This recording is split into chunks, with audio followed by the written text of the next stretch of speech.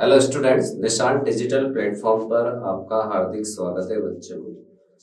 जैसा कि आपको पता है कि निशान टेस्ट सीरीज अपन हर वर्ष चलाते हैं और इसके तहत इस वर्ष भी हमारे पास 2025-26 के दृष्टिकोण से 12 नवंबर से हमने निशान की टेस्ट सीरीज स्टार्ट की।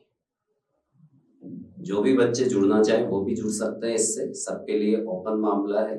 और निशान की टेस्ट सीरीज की वैल्यू आप जानते हो, लगभग 90% पेपर राजस्थान बोर्ड में हमारी टेस्ट सीरीज का एज छपता है।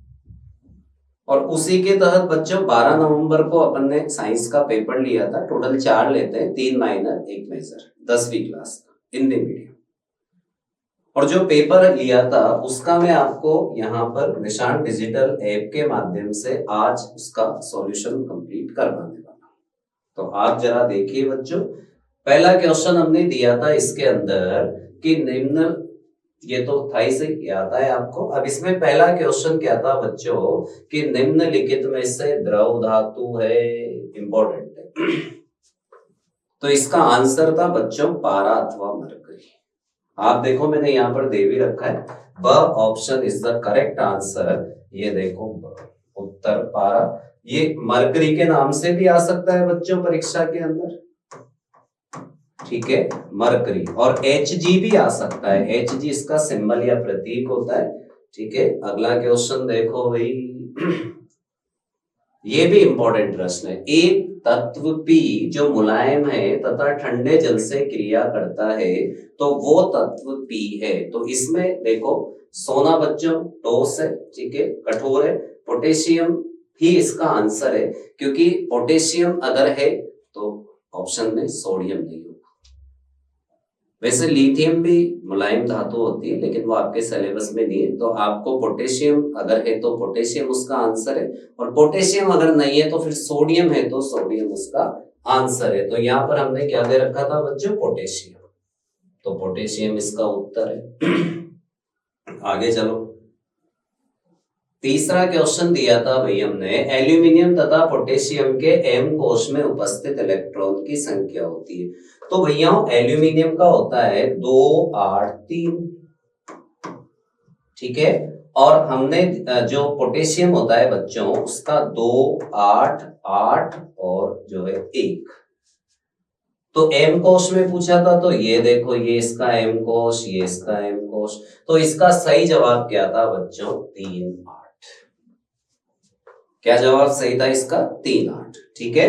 उसके बाद आगे चलते हैं अपन, क्वेश्चन नंबर 4 दिया था हमने कि एल्यूमिनियम जिंक तथा Fe की क्रियाशीलता का घटता हुआ क्रम पूछा था बच्चों, घटता हुआ क्रम। तो इसका जो सही जवाब था वो ब था। क्यों था, क्योंकि ये निशान जिधर भी होता है ना वो चीज बड़ी होती है। तो एल्यूमिनियम सबसे ज्यादा क्रियाशील है, जिंक उससे कम और लोहा उससे कम। तो घटता हुआ ही पूछा था हमने, ठीक है। उसके बाद आगे देखो आप,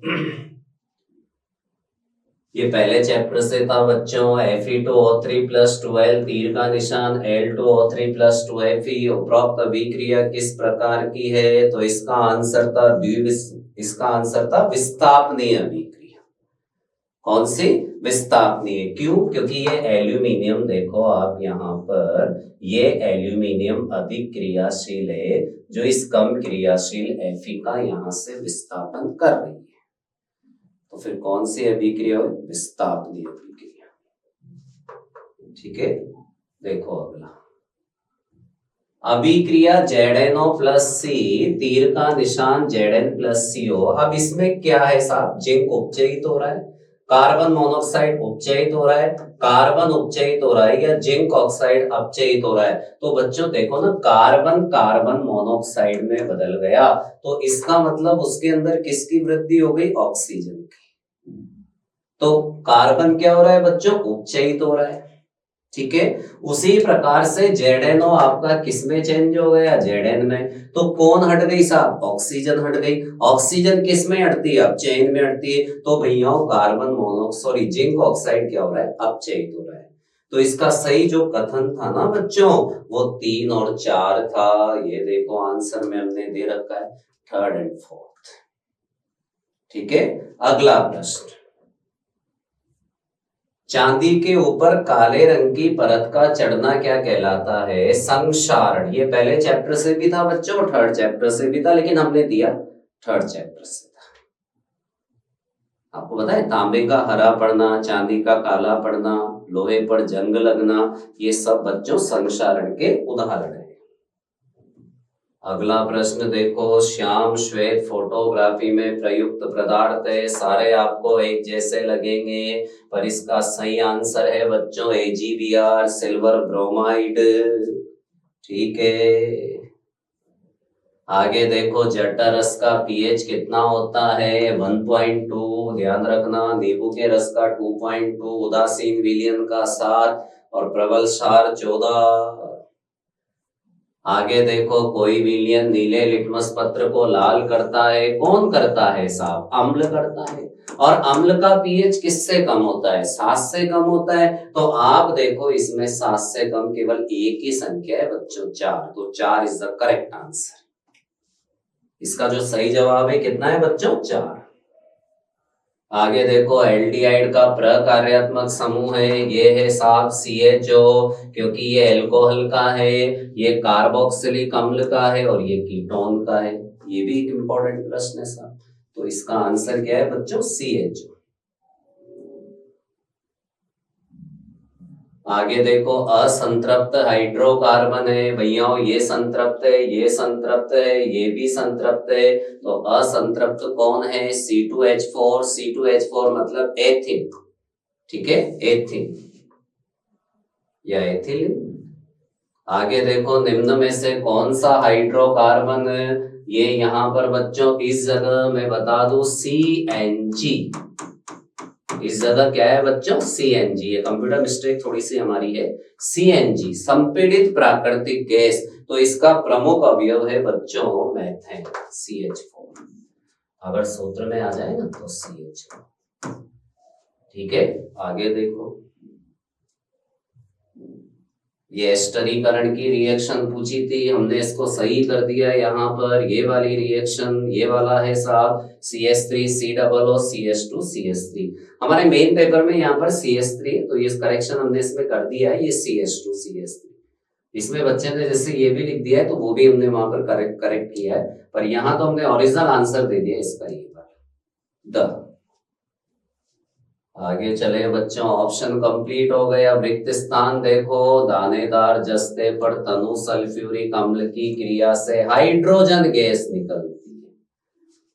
कौन सी गैस निकलती है बच्चों? हाइड्रोजन। ये इंपॉर्टेंट भी है, ये हर साल आता है, यूं मान के चलो आप। आगे देखो भाई, जिन अभिक्रियाओं में ऊष्मा का अवशोषण होता है उन्हें ऊष्मा शोषी अभिक्रिया कहते हैं। देखो, लवण के इकाई सूत्र में उपस्थित जल के निश्चित अणुओं की संख्या को क्रिस्टलन जल कहते हैं। रिक्त स्थान में बच्चों क्रिस्टलन जल लिखना था। ठीक है, आगे देखो, बेकिंग पाउडर, जो यहाँ पर बेकिंग सोडा लिखना था, इसकी जगह NaHCO3 भी लिखा जा सकता है, ये इसका फॉर्मूला होता है। इसकी जगह रासायनिक नाम भी लिखा जा सकता है, सोडियम बाइकार्बोनेट या सोडियम हाइड्रोजन कार्बोनेट और टार्ट्रिक। आगे देखो बच्चों, आयोडीन, ब्रोमीन और सल्फर में से द्रव धातु कौन है? ब्रोमीन है साहब, ब्रोमीन, ध्यान रखना। आयोडीन, ब्रोमीन तथा सल्फर में बच्चों द्रव अधातु कौन है? ब्रोमीन। पीतल और एक मिश्र धातु है जो बच्चों तांबा और जस्ते की बनी होती है। किस किस की बनी होती है? Cu+Zn। इसकी जगह यहाँ पर बच्चों Cu और Zn भी लिख दोगे तो भी सही है। चलो, एथिन में सह संयोजक बंध देखो बच्चों, एथिन इस प्रकार का होता है, ये देखो, गिन लिया करो, 2 2 4 2 6। एथिन के अंदर जो सहसंयोजक बंधों की संख्या होती है ना बच्चों, वो 6 होती है। ठीक है, आगे देखो, एसिटिक अम्ल का 3-4% विलयन सिरका कहलाता है, ये हमने फोर्थ चैप्टर से दिया था बच्चों। कौन से चैप्टर से? फोर्थ चैप्टर से। अब चलते हैं अति लघुत्रात्मक प्रश्नों में। ये देखो x क्या है साहब? x यहाँ पर इसका साधारण नाम तो बच्चों बिना बुझा हुआ चूना और इसका रासायनिक नाम कैल्शियम ऑक्साइड। देखो दोनों नीचे हमने दे रखे। साधारण नाम बिना बुझा हुआ चूना, क्योंकि यहाँ क्या आएगा आप जानते हो, CaO। तो CaO का रासायनिक नाम कैल्शियम ऑक्साइड, CaO का साधारण नाम बिना बुझा हुआ चूना।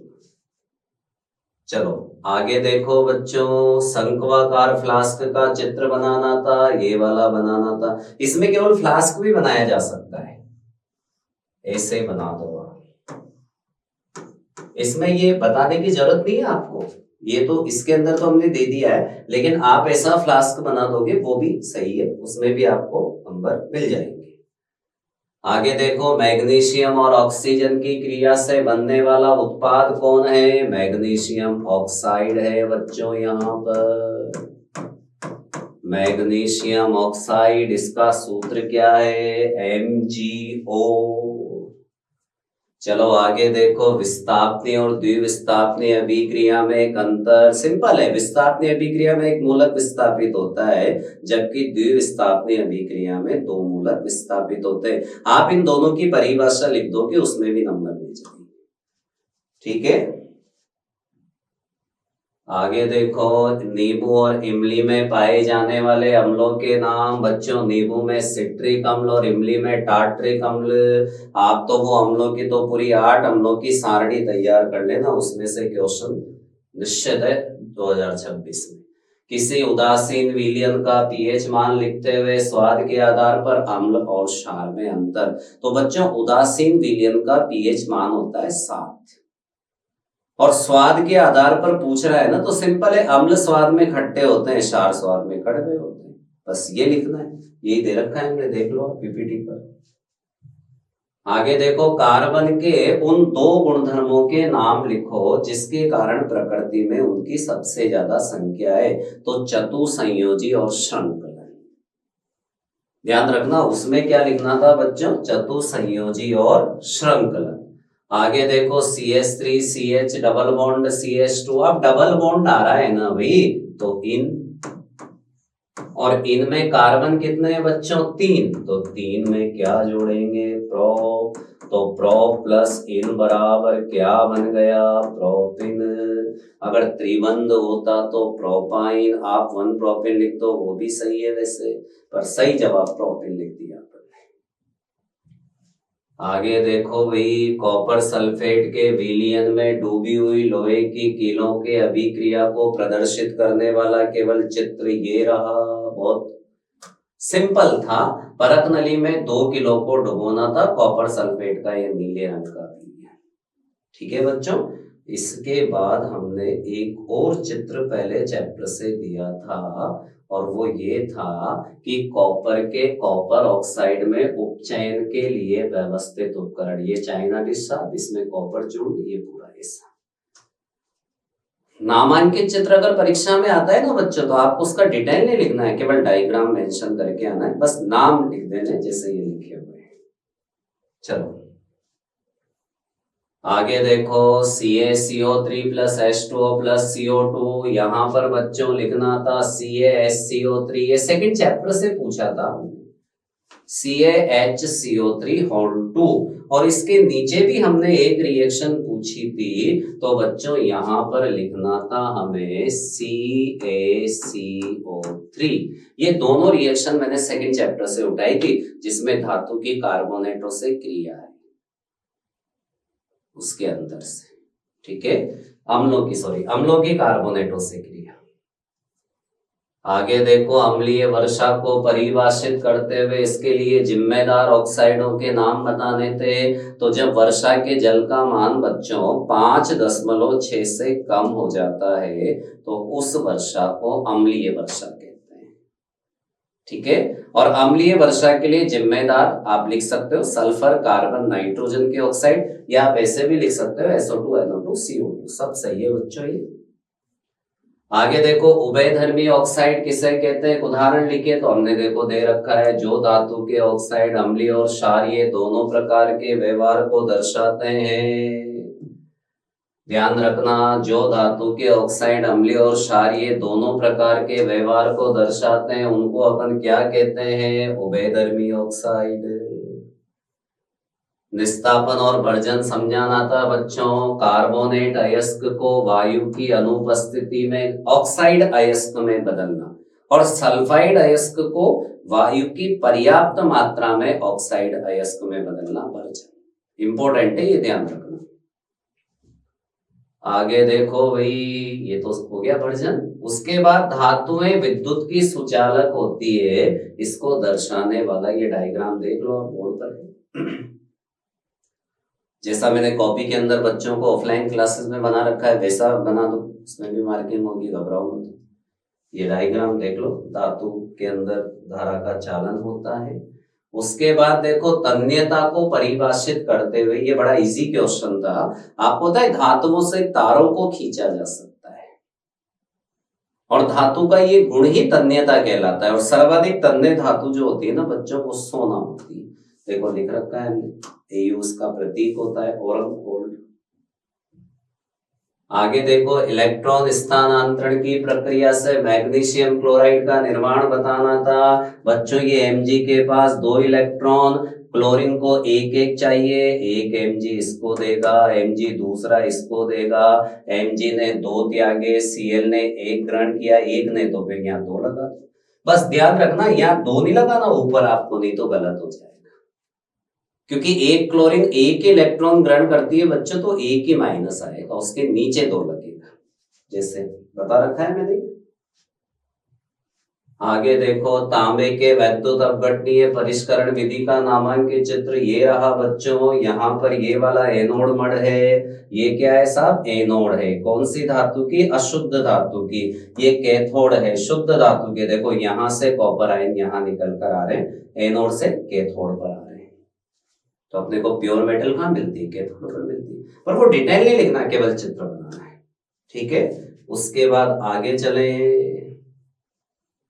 H+ आयनों की सांद्रता का विलयन की प्रकृति पर क्या प्रभाव पड़ता है। बहुत इजी है। H+ आयन अगर किसी विलयन में बढ़ते हैं, फाइनली उसकी अम्लीयता बढ़ती है।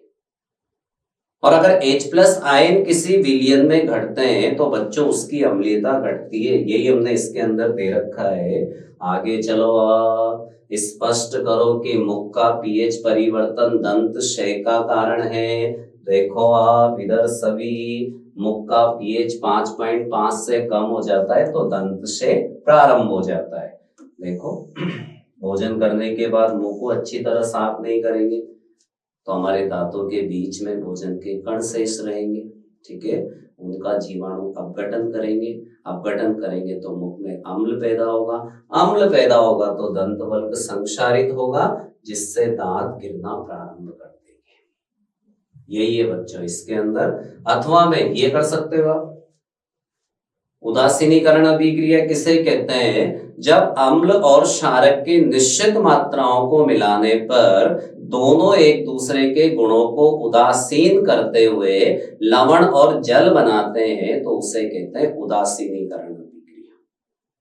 और इसके साथ हमने जो दिया था बच्चों, देख लो सभी, अम्ल को तनुकृत करते समय अम्ल की अधिकांश मात्रा में जल नहीं मिलाते, अपितु जल की अधिकांश मात्रा में अम्ल मिलाते। ये इंपॉर्टेंट क्वेश्चन है बच्चों। आपको पता है अम्ल और जल के मिलने की क्रिया अत्यधिक ऊष्माक्षेपी है। अगर आप अम्ल की अधिकांश मात्रा में धीरे धीरे जल मिलाओगे तो बच्चों बहुत अधिक ऊष्मा निकलेगी, और ऊष्मा के साथ वो विलयन भी बाहर निकलेगा, और वो विलयन जब आपकी त्वचा पर गिरेगा तो आपकी त्वचा जलेगी। फाइनली कांच का पात्र भी टूट सकता है, दुर्घटना हो सकती है।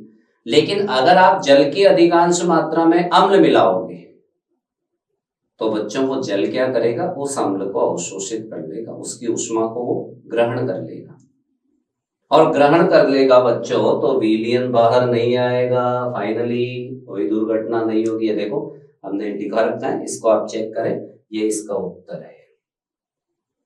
प्लास्टर ऑफ पेरिस का सूत्र देख लो बच्चों, CaSO4.12H2O। 3 नंबर में पूछा था हमने इसकी जल के साथ क्रिया की समीकरण, ये रही बच्चों पीओपी। डेड H2O से हमने इसकी क्रिया करा दी तो जिप्सम बन गया, कैल्शियम सल्फेट का डाइहाइड्रेट।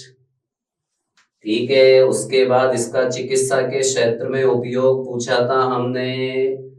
देखो चिकित्सा के क्षेत्र में उपयोग भी पूछा था, वो मैं यहाँ पर ही बता दूं, इसमें मैंने लिखा नहीं है। शरीर की टूटी हुई हड्डी को स्थिर रखने के लिए, आप बताए जब शरीर की हड्डी टूट जाती है तो उसको कांस्टेंट रखने के लिए पीओपी का उपयोग किया जाता है, तो वो इसके अंदर दे देना था। आगे देखो, अथवा में बेकिंग सोडे का रासायनिक सूत्र ये रहा बच्चों, NaSCO3। केक को मुलायम और स्पंजी बनाने की समीकरण लिखनी थी, ये देखो ये रही समीकरण। और इसका एक उपयोग कोई भी लिख सकते हो आप, जैसे इसमें तो हमने दे रखा है रसोई घर में स्वादिष्ट कस्ता, सस्ता नहीं है ये यहाँ पर मिस्टेक है, तो मैं बोल दूं कस्ता। कस्ता का मतलब होता है बच्चों सॉफ्ट, ये सस्ता नहीं है। सस्ता तो पकौड़े होते भी कहाँ है आपको पता है, बहुत महंगे होते हैं, तो यहाँ पर कस्ता है। कस्ता का मतलब बिल्कुल सॉफ्ट, तो ये इसका यूज देना था। और भी अपने हिसाब से बेकिंग पाउडर बनाने में दे सकते हो, पेट की अम्लता को दूर करने में दे सकते हो। अब देखो बच्चों, मेथेन और एथेन की इलेक्ट्रॉन बिंदु संरचना, ये रही मेथेन की, देख लो सहसंयोजक बंध बन रहा है। आप इसको ऐसे भी बना सकते हो, कोई प्रॉब्लम नहीं है। ये देखो बच्चों,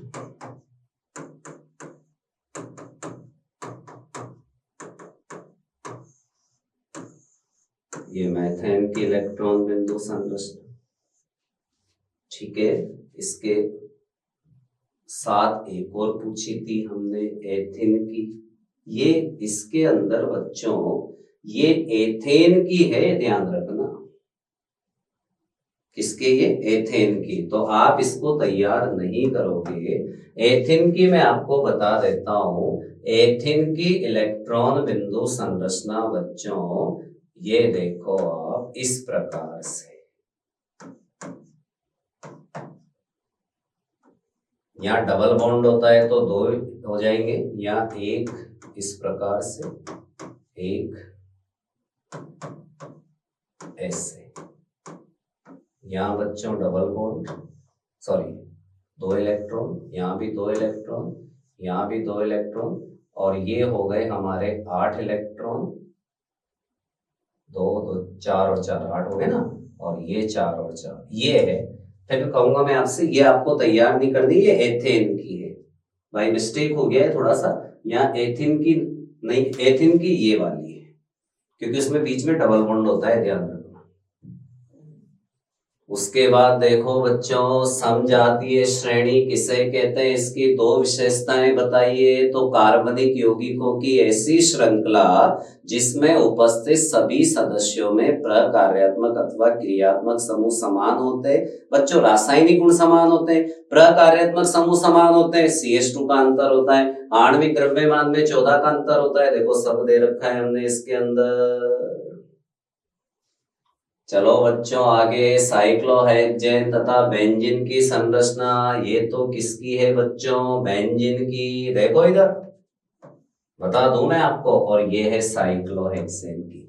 बेंजीन का अणु सूत्र बच्चों C6H6, और साइक्लोहेक्सेन का C6H12। अथवा में पूछा था हमने। आगे देखो, अब जल की उपस्थिति में साबुन कपड़ों की गंदगी को कैसे अलग करता है। देखो बहुत इजी दे रखा है हमने, साबुन कपड़ों की गंदगी से क्रिया करके मिसेल बनाएगा, मिसेल का जल विरागी सिरा कपड़ों की गंदगी को घोल देगा, फिर जल रागी सिरा उसे जल में घोल देगा, कपड़ों की गंदगी दूर हो जाएगी। बस 2 नंबर में केवल इतना सा ही लिखना होता है बच्चों। अब देखो अगला प्रश्न, लास्ट प्रश्न है हमारे पेपर का, प्रतिस्थापनीय अभिक्रिया को उदाहरण की सहायता से समझाइए। ये अभिक्रिया केवल संतृप्त हाइड्रोकार्बन दिखाते हैं, ध्यान रखना। उसके बाद ये देखो सूर्य के प्रकाश में जब मेथेन की क्रिया क्लोरीन से कराएंगे तो ये बन जाएगा साहब। वैसे ये 4 पदों में होती है, पर आपके 10वीं क्लास में तो केवल यही पद लिख दोगे जिसमें पूरे नंबर मिल जाएंगे। ये आपकी प्रतिस्थापनीय अभिक्रिया होगी। उसके बाद देखो बच्चों, इसके साथ हमने पूछा था एथेनॉल के निम्न के साथ क्रिया की समीकरण। सोडियम के साथ देख लो, सोडियम एथॉक्साइड हो रहा है, बन रहा है और हाइड्रोजन गैस बाहर निकल रही है। और उसी प्रकार से सांद्र H2SO4 की उपस्थिति में 443 केल्विन पर बच्चों ये असंतृप्त हाइड्रोकार्बन एथिन बन गया और जल बाहर निकल गया। इसको अपन एथेनॉल के निर्जलीकरण की समीकरण भी कहते हैं, ध्यान रखना। और इसमें ये निर्जली कारक है सांद्र H2SO4। इसके अथवा में जो पूछा था हमने, देखो ऑक्सीकरण अभिक्रिया को उदाहरण की सहायता से समझाइए। तो क्षारीय यहां पर आ जाएगा KMnO4, देखो अम्लीय K2Cr2O7। इनकी उपस्थिति में एथेनॉल को गर्म करने पर वो एथेनोइक अम्ल में चेंज हो जाता है। देखो यहां दे रखा है हमने, क्षारीय KMnO4 अथवा अम्लीय K2Cr2O7, इनमें से किसी की भी उपस्थिति में गर्म करवा तो ये एथेनॉल आपका एथेनोइक अम्ल में बदल गया। बच्चों यहाँ एक ऑक्सीजन है, यहाँ 2 ऑक्सीजन होगी तो ऑक्सीकरण हो गया, इस वजह से अपन इसको ऑक्सीकरण कहते हैं। उसके बाद देखो बच्चों, निम्न को परिभाषित कीजिए विकृत अल्कोहल। अरे भाई, एथेनॉल के औद्योगिक उपयोग के दुरुपयोग को रोकने के लिए उसमें कुछ मात्रा में मेथेनॉल मिला दिया जाता है। मेथेनॉल बच्चों एक जहरीली शराब होती है। अब कैसे पता लगे कि इसमें मेथेनॉल मिला हुआ है? तो उसमें नीले रंग का रंजक मिला दिया जाता है जिससे वो नीला बन जाता है, और उस नीले रंग के अल्कोहल को विकृत अल्कोहल कहते हैं। उसको पीने के काम में नहीं लिया जाता। ये हमने पीपीटी में यही दे रखा है बच्चों। और ग्लेशियल एसिटिक अम्ल देखो, जब सर्दी के दिनों में एसिटिक अम्ल अथवा एथेनोइक अम्ल को ठंडे वातावरण में रख दिया जाता है तो वो जमकर बर्फ के समान क्रिस्टल में बदल जाता है, जिसको अपन कहते हैं बच्चों ग्लेशियल एसिटिक अम्ल। ये पूरा जो पेपर हमने लिया था ना बच्चों, वो 60 नंबर का लिया था और बोर्ड के क्राइटेरिया को ही अपनाया गया है। ऑप्शन रिक्त स्थान, एक लाइन, छोटे बड़े और बड़े, और उसका पूरा सॉल्यूशन मैंने आपको निशान डिजिटल ऐप के माध्यम से अभी तैयार करवा दिया। पहला पेपर टेस्ट सीरीज का स्टार्ट हो चुकी है। ज्यादा से ज्यादा बच्चों को आप बताएं निशान की टेस्ट सीरीज के बारे में, उन्हें भी प्रोत्साहित करें टेस्ट सीरीज से जुड़ने के लिए, जो कहीं भी पढ़ रहे हो, किसी भी संस्थान के अंदर अध्ययन कर रहे हो, क्योंकि अपनी टेस्ट सीरीज के 90-95% क्वेश्चन बच्चों बोर्ड में डिट्टो छपते हैं। ठीक है, अब अगला सॉल्यूशन अपन आएंगे बायो के सॉल्यूशन के साथ। जब भी अपना पेपर होगा जुड़े रहिए निशान डिजिटल ऐप से, और निशान डिजिटल ऐप से आप जुड़े रहेंगे बच्चों, सफलता आपकी निश्चित है। Thank you.